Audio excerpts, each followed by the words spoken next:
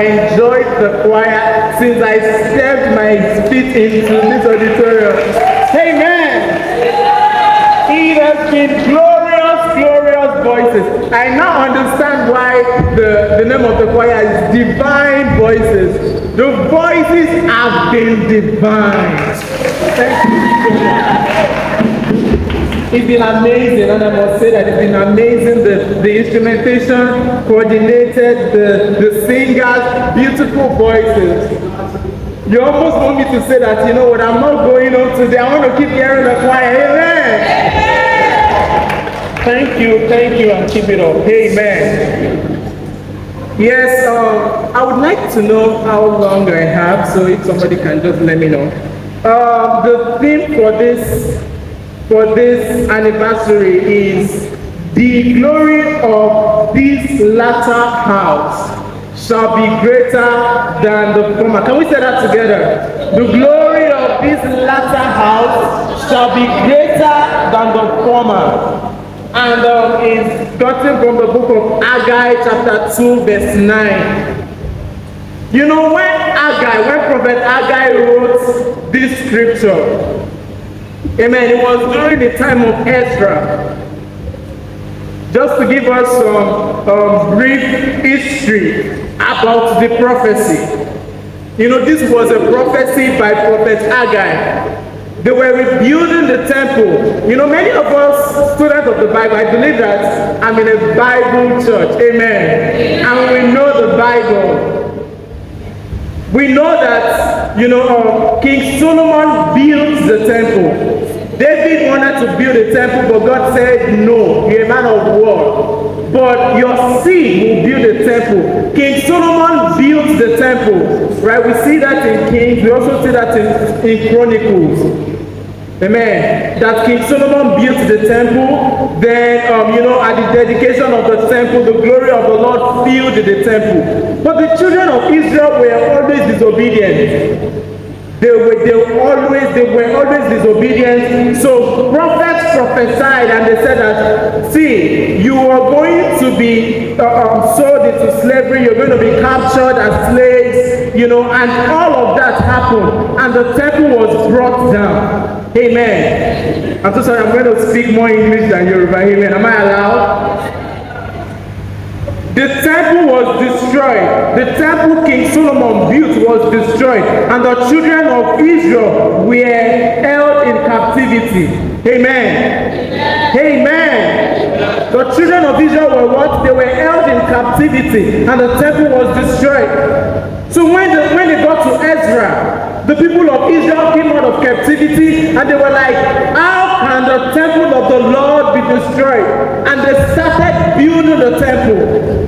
At that time, it was Zerubbabel and Joshua the high priest. They came together and they built the temple. And now, at this time, Prophet Haggai was alive. And Prophet Haggai gave a prophecy interpretation, right? Thank you. Amen. Prophet Haggai was alive at this time. And Prophet Haggai gave a prophecy. And that is the prophecy that we are dealing with this morning. Prophet Haggai said, the glory of this latter house, the house that they were building, shall be greater than the former house. See, if you were there at the time, you may not have believed it.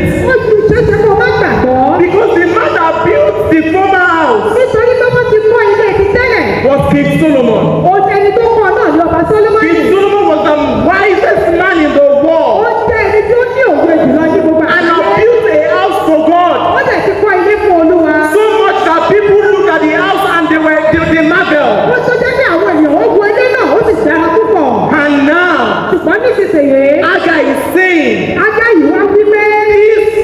this latter house shall be greater, shall be glorious than the former house that you have seen. Two things we're going to be talking about this morning. First, is that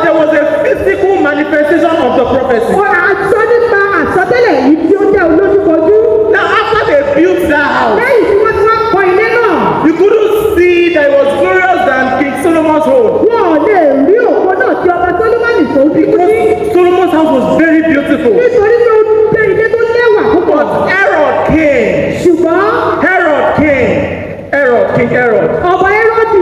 and beautified the house Ó wá wá ó ṣe é ní ẹwà tó pọ̀. so much more Èyí tó dájú pé that people that knew the latter house, the former house, àwọn tó mọ ilé ti tẹ́lẹ̀ rí. saw that the latter house was glorious. Pé ó ní ògo.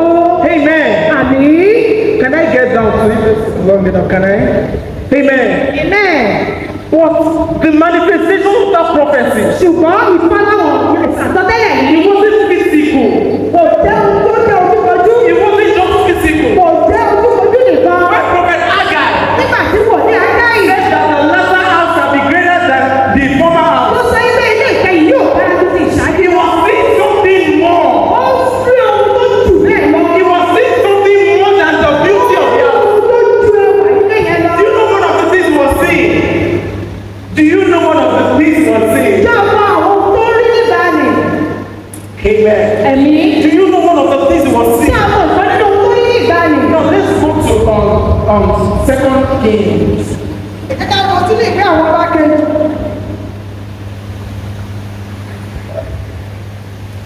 Ní àwọn ọba kìíní orí karùn-ún. Yes. Now you see chapter 6 was where Solomon built the temple. A ó rí pé ibi tí Sọ́lọ́mọ́nì tó ti kọ́ ilé ní orí kẹta.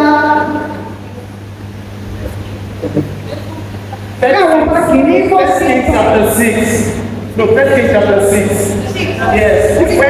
It's where we see Solomon built the ìbẹ̀rẹ̀ temple. àti rí Sọ́lọ́mọ́nì tó ti kọ́ ilé. Then when we see First Chronicles again, Ṣùgbọ́n bàbá bá lọ sínú ìwé Króníkà ní chapter 5. orí karùn-ún.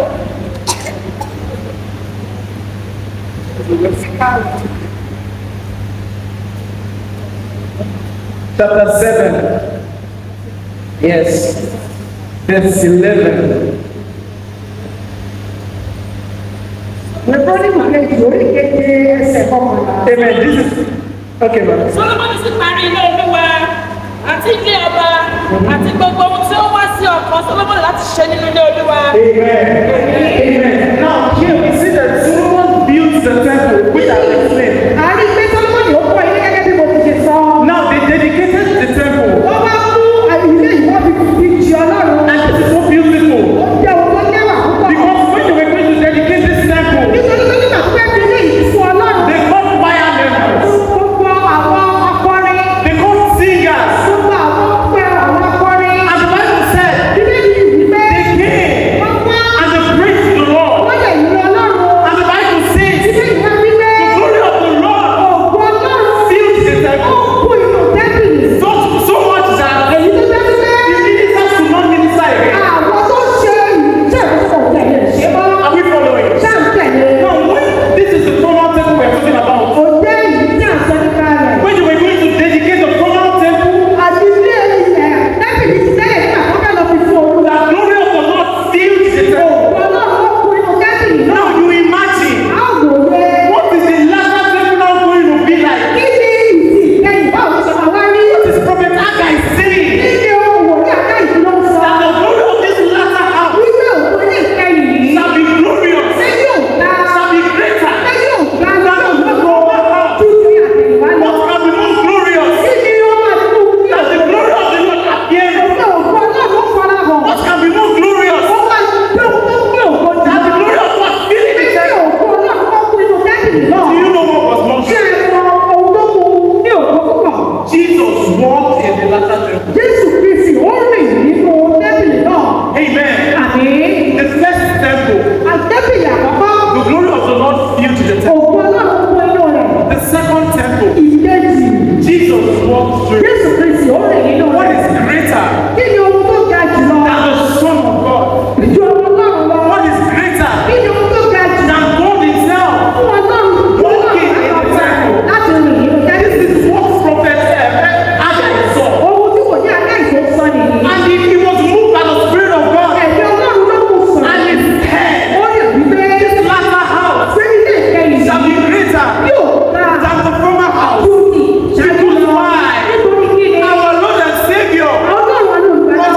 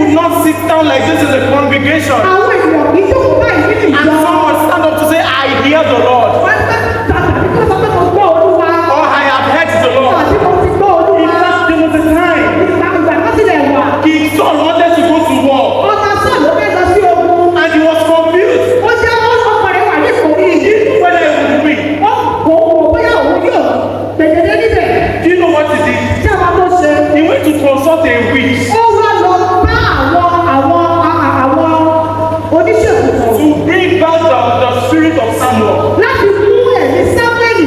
Do you know why? Kí ni àwọn kìíní ìdí èyí? Because he does not have what we have now. Nítorí pé kò ní ohun tá a ní nísinsìnyí. Prophet Daniel was talking about what we're going to have now. Wòlíì Agẹ́ yìí ó kò ní ohun tá a máa ní The nísinsìnyí. spiritual interpretation of the thing for today Nínú ẹ̀mí, ó jẹ́ kí àkórí ọ̀rọ̀ tó ní. is that Pé the latter church tóòtù ti ìbẹ̀rẹ̀ will be greater, yóò ga is far greater yóò ga than the former people of Israel. ju àwọn ènìyàn Ísírẹ́lì lọ. God showed Israel Ọlọ́run sọ fún Ísírẹ́lì. and manifested himself through Israel. Wọ́n lè fi ara rẹ̀ nípa wọn. And we saw glorious things. Wọ́n fi àkókò rẹ̀. The Bible says when God was going to pick them from the land of Egypt, Bíbélì sọ pé nígbà tó wọ́n fẹ́ mọ jáde ní ilẹ̀ Íjíbítì. he worked miracles. Ó ṣiṣẹ́ ìyanu. There were 10 plagues in Israel. Ó ti àìsàn mẹ́wàá ó ti kọlu Íjíbítì. When they got to the Red Sea, Nígbà tí wọ́n yóò pupa. the Bible says, Bíbélì wípé and Moses stretched forth his rod, ó sì fi ó náà pa rẹ̀. and the Red Sea parted. Òkú bá sì pín sí méjì. When they were leaving Egypt, Nígbà tí wọ́n kúrò ní Íjíbítì. so that they can walk 24 hours.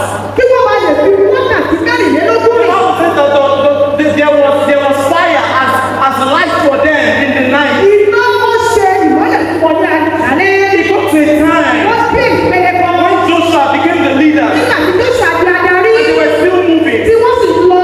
Joshua declared, Joshua wọ́n sọ̀rọ̀. "The sun stand still. He said, moon stand still." Àdúró jẹ́. And they were able to walk. Wọ́n sì rìn lọ. When they got to River Nígbà Jordan, tí wọ́n dé òkè the Jọ́dánì. people that carried the ark, Àwọn tó gbé àpótí ẹ̀mí. they stepped in the water, Wọ́n tẹ inú omi. and the water parted. Omi náà sì pínyà. See glorious thing. Wọ àwọn ohun olóògbé yìí. The people complained Nígbà tí àwọn èèyàn ń kù. that they needed food. Pé wọ́n nílò oúnjẹ. God rained manna Ọlọ́run jẹ́ kí mẹ́rin àárọ̀ for ọ̀sán. 40 years, Fún odidi ogójì ọdún. and they had food. Wọ́n sì ní oúnjẹ. When they didn't have water, Nígbà tí wọn ò ní omi. God brought out water from the rock. Ọlọ́run mú omi jáde láti inú These àpáta. were the things that transit in the former house. Àwọn ohun tó wà nínú ibi ọjà ti àtijọ́ rèé. But Prophet Haggai knew those things, Ṣùgbọ́n òwe Ágáyì wọ́n sọ ohun wọ̀nyí. and he said, Ó wí pé the latter house síbẹ̀ ilé ìkẹyìn. will still be greater Ó sì tún máa ga. than the former house. Ju ti àtijọ́ lọ. Amen. Àmín. Prophet Haggai was talking about the church. Wòlíì Ágáyì ó sọ nípa chọ́ọ̀chì. He was talking about the people here. Ó sọ nípa àwọn ènìyàn tó wà níbí. Because in you Nítorí pé nínú rẹ̀. lives the rivers of living water. Òjò ìjẹ omi ìyè. In you Nínú rẹ̀. dwell rivers of living water. Àwọn òjò omi ìyè. In the Old Testament, they couldn't. Nínú ìwé májèlé láyáwó.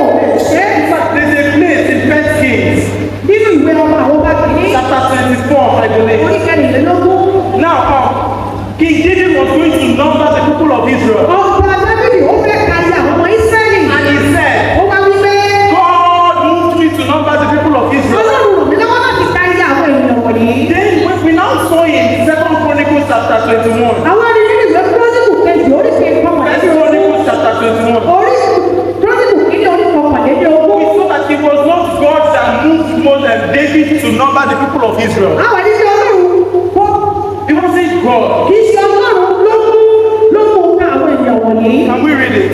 Ṣáàlẹ̀ gbà á. Yeah. 2 Kings says chapter 24. Then First Chronicles chapter 21. Yes. One. In the days of Nebuchadnezzar, in the days of Nebuchadnezzar, king of Babylon came up. No. Please go to First Kings 24. That's another. Yes, it's not Or 2 Samuel 24. The anger of the Lord was kindled against Israel, and he moved David against them to say, Now, can you see? Now, this was the manifestation. Yes, 2 Samuel chapter 21. This was the manifestation. 2 Samuel 24. This was the manifestation of the people of Israel at the time. Àwọn ìfarahàn ọmọ Ísírẹ́lì ní àkókò yẹn nìyẹn. Now, we saw here Òun lọ àkọsílẹ̀ yìí. that King David said, Ọba Dábìdì sọ wípé God asked me to number the people of Israel. Ọlọ́run sọ fún ìgbésẹ̀ ìka yìí àwọn ọmọ Ísírẹ́lì. When we now go to 1 Chronicles chapter chapter 21. Wọ́n kàtà dé inú ìwé Chronicle kìíní orí kọkànlélógún. 1. And Satan stood up against Israel Amen. Continue. and provoked David to number Israel. Now you see now, Àrí báyìí, it looks conflicting. ó jẹ́ ohun tó gbógun tira wọn. 2 Samuel chapter 24 says, Sọ́nà Samuel orí kọkànlélógún sọ wípé David said God moved him to number the people of Israel. ó ní Ọlọ́run náà mú láti ka iye àwọn Ísírẹ́lì. And 1 Chronicles chapter 21 says, Chronicle kìíní orí kẹrin. and Satan moved David to number the people of Israel. Sátánì sì mú Dáfídì láti ka iye àwọn Ísírẹ́lì. Now what you would see there Ohun tá a máa rí síbẹ̀. is that in the former house, Wọ́n ti fẹ́ ní ilé tí they did not know the workings of God. In the former house, ní ilé tí ìṣáájú. they did not know the workings of God. Wọ́n ò mọ àwọn iṣẹ́ Olúwa. There are certain things that happen Àwọn orúkọ wà tí máa ń ṣe. that they ascribe to God, Èyí tó jẹ́ pé wọ́n máa sọ pé Ọlọ́run ló ṣe. but it wasn't God. Ṣùgbọ́n kì í ṣe Ọlọ́run. There are certain things that they ascribe to God, Àwọn orúkọ wà tí wọ́n máa sọ pé Ọlọ́run ni. but it wasn't God. Ṣùgbọ́n kì í ṣe òun. That was why Prophet Agai now said here, Èyí tí wò ní àgbà ìjẹ sọ níbi tó that ṣe. the glory of this latter house, Ilé òkú ilé ìkẹyìn yìí. not talking about the physical house that you can see, Ìsọ kò sọ nípa ilé náà fojú rí. talking about the church that will come, Ó sọ nípa àwọn ìjọyìn tó máa wá. is greater Ó máa tó máa ga. than the former Tó house. àwọn ti. Because in this latter house, Nítorí pé ní ilé ìkẹyìn in yìí. this latter Ní house, ilé ìkẹyìn yìí. people that are sick Àwọn tí ó ṣàìsàn. will lay hands on themselves Àwọn wà tẹ̀ wọlé ara wọn. and they will be healed. Wọ́n ó sì máa rí ìwòsàn. In the former house, Ní ilé tí ìṣáájú. a leader of the Syrian army, Olórí àwọn ọba àwọn Síríà. Naaman. Síríà yìí Nímánì. Naaman, Nímánì. he had leprosy. Ó ní ẹ̀ṣẹ̀. He could not heal himself. Kò lè mú ara rẹ̀ He sí. had to go after Ó Elisha. ní láti lọ bá Èlíṣà. And Elisha told him to go and wash his body in the river. Ó lọ wẹ̀ nínú odò. That's what happened in the former house. Ohun tó ṣẹlẹ̀ nílé. But in the latter house, Ṣùgbọ́n nílé ìkẹyìn. in the latter house, Nílé ìkẹyìn. believers would rise. Àwọn onígbàgbọ́ yóò tún yẹ. And when they are healed, Nígbà tí wọ́n ti they will say, in the name of Jesus, sọ pé ní orúkọ Jésù. and they will be healed. Wọ́n sì gba ìwòsàn. This was what Prophet Haggai saw Ohun tí kò ní àyà ìdórí. when he said that this latter Ó house ní òpó ilé ìkẹyìn. shall be greater Yóò ga than the former house. ju ti ìṣáájú lọ. There are things that we need to know. Ṣùgbọ́n àwọn ohun ọdún wà tá a ní láti mọ̀. In between the former house and the latter house, Láàárín ilé ti ìṣáájú àti ti ìkẹyìn. certain things happen. Àwọn ohun kan ṣẹlẹ̀. We started talking about it the other time. À ń sọ̀rọ̀ nípa rẹ̀. We saw a man. A ní pé ọkùnrin kan wà. We knew him as God. A mọ̀ ọ́ sí Ọlọ́run. John chapter 1 verse 1. Ìwé Jòhánù orí kìíní In ẹsẹ̀. the beginning was the Ní Word, àtẹ̀tẹ̀ kọ́ ṣe ní ọ̀rọ̀ sí wa. and the Word was with Ọ̀rọ̀ sì God, wà pẹ̀lú Ọlọ́run. and the Word was God. Ọlọ́run sì ní ọ̀rọ̀ náà.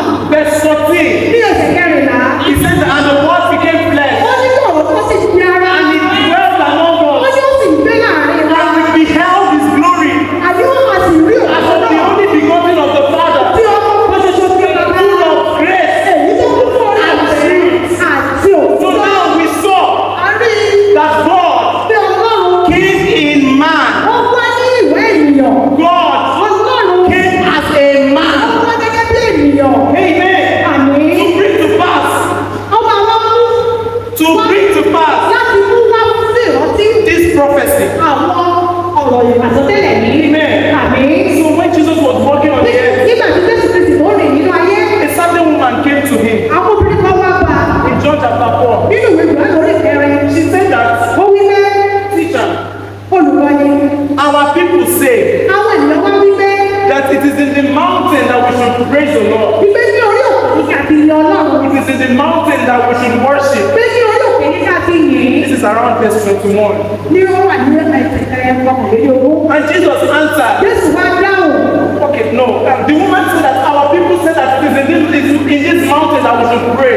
Obìnrin yẹn sọ wípé wọ́n sọ wípé ní orí òkè ní ká ti gbàdúrà. But the people of Israel said Ṣùgbọ́n àwọn ọmọ Ísírẹ́lì wípé that it is in the temple in Jerusalem that you are supposed to pray. pé nínú tábìlì ní Jerusalem ló yẹ ká ti gbàdúrà. And Jesus responded, Jésù wá dáhùn. he said that neither in this mountain Ó ní pé bóyá lórí òkè yìí nor in the temple, tàbí ní tábìlì. but the people, can we now read verse 22? Yes. And ye worship, ye know what? We know what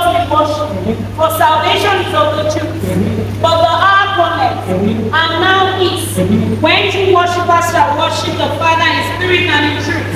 For the Father seeketh such to worship him. Amen. Can we also hear it in Yoruba? Ẹ̀yin sí ohun tí ẹ̀yin kò mọ̀, àwa ń ṣe ohun tí àwa mọ̀, nítorí ìgbàlà ti ọ̀dọ̀ àwọn Júù wá, ṣùgbọ́n wákàtí ń bọ̀, ó sì dé tán nísinsìnyí, nígbà tí àwọn olùtìtòótọ́ yóò máa sin bàbá, ní ẹ̀mí àti ní òtítọ́, nítorí inú wọn ni bàbá wá yóò máa sin òun. Amen. It is that now is the time Ó ní àkókò náà nìyí. when the true worshiper Nígbà tí àwọn olùkọ́ will worship God wọn yóò máa sin in Ọlọ́run spirit nínú ẹ̀mí and in truth. àti It òtítọ́. is not going to be about the building. Kì í ṣe nípa ilé mọ́. The true worshippers Àwọn olùkọ́ are going to worship God wọn yóò sin in Ọlọ́run truth nínú òtítọ́ and in spirit àti ẹ̀mí. wherever they are. Ibikíbi tí wọ́n bá wà. Whether they're on the bus, Bóyá whether they're on the bus, bóyá wà nínú ọkọ̀. whether they're in school, Bóyá wà nílé ẹ̀kọ́. whether they're in church, Bóyá wà nílé ìjọ. whether they're at work, Bóyá wà nílé iṣẹ́. whether they're in the hospital, Bóyá wà nílé the ìwòsàn. time has come Àkókò ti dé. when they are going to worship God Nígbà tí wọ́n máa sin in Ọlọ́run truth and in ní spirit. òtítọ́ àti It's not ẹ̀mí. going to matter where they are. Ipò kì í ṣe ibi tí wọ́n wà mọ́.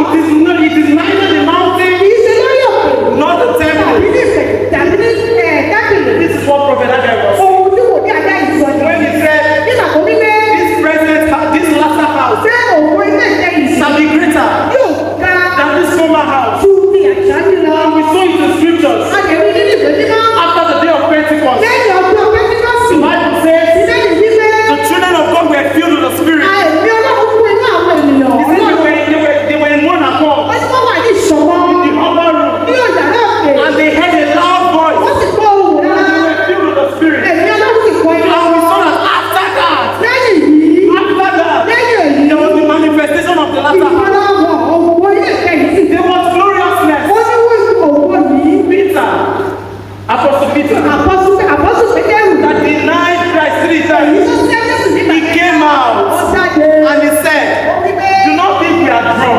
kò bá nínú ọ̀rẹ́ ti bẹ̀rẹ̀ iṣẹ́. What is happening? Kí ló ń ṣẹlẹ̀? Let's say post for my friends. Wọ́n ní ọ̀hún bẹ̀rẹ̀ sí ní bá àwọn ọ̀rẹ́ òun. And the Lord gave me peace. Ọlọ́run fún wọn ní àlàáfíà. Not like the peace that the world gives. Ìṣe bí ìwé ìdílé ayé máa fún ni. And you know what I started doing? Wọ́n ní ṣe kọ́ náà bẹ̀rẹ̀ sí I ṣe. started going to church. Wọ́n bẹ̀rẹ̀ sí lọ sí ìjọ. Any program that church had, Ìgbẹ́ ibi tí wọ́n bá ti ń ṣe kan. I was there. Wọ́n ní àwọn máa wà níbẹ̀. Amen. Àmín. And the Lord told me one day, Ọlọ́run wá sọ fún wọn lọ́jọ́ kan. he said that he said, for those of us, we know LinkedIn, right? I know not all of us do it, but he said that go to a website. Pé wọ́n ní wọ́n lọ sí alátajà. He said, apply for a job. Kí wọ́n lọ wá iṣẹ́ níbẹ̀. Oh, tí law firm yẹn rí. You have not seen that law firm before. Ó tí ì rí. Apply to that law. Wọ́n ní pé wọ́n ṣe àgbáyé. Àwọn amẹ́lẹ́ tó lé lọ. Àdúgbò báwo wọ́n ṣe máa fọ́n kò gbọ́dọ̀ sí àwọn. If God needs 6 billion people, Bí Ọlọ́run bá gbọ́ sí ẹ̀kọ́ and àìsàn. he speaks to me, Tó lè bá àwọn sọ̀rọ̀. who amẹ́lẹ́ to hear it, Báwo làwọn ti wá ní bọ́ọ̀lù Ọlọ́run? and they made apply for the job. Wọ́n ní àwọn wá lọ And iṣẹ́ in yìí. 2 days, Ní àjọjọ́ méjì. I got the job. Wọ́n ní àwọn wá lọ So iṣẹ́. this is the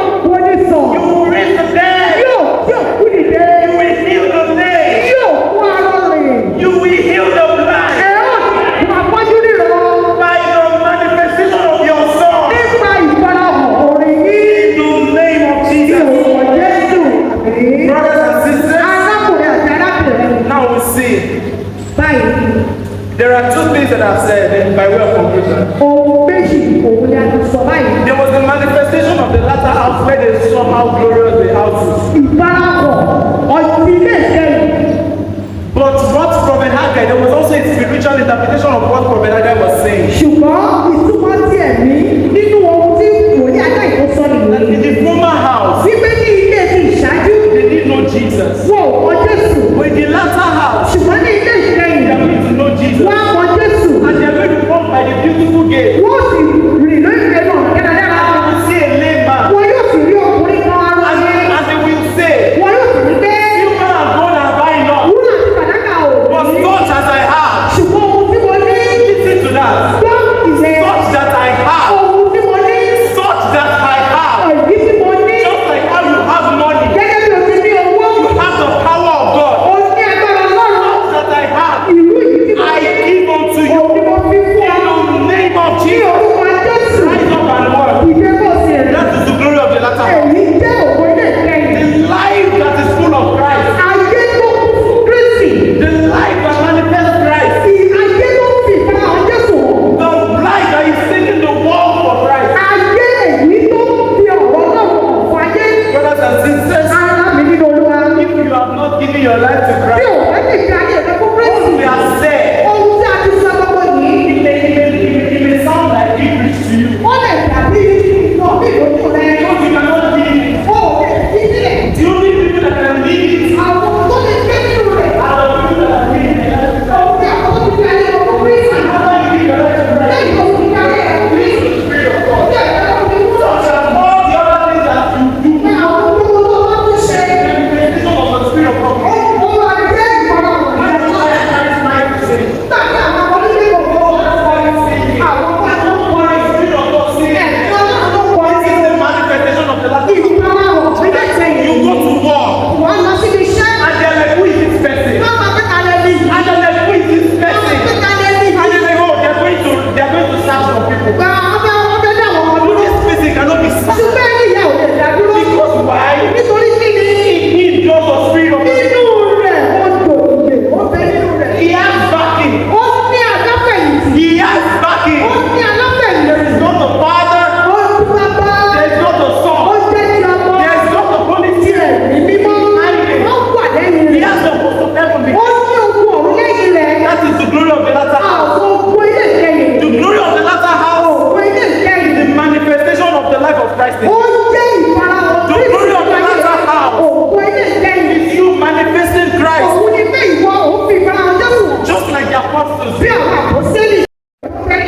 That in your life, Nínú ayé yìí. from today and henceforth, Láti òní náà. the glory of the Lord will manifest.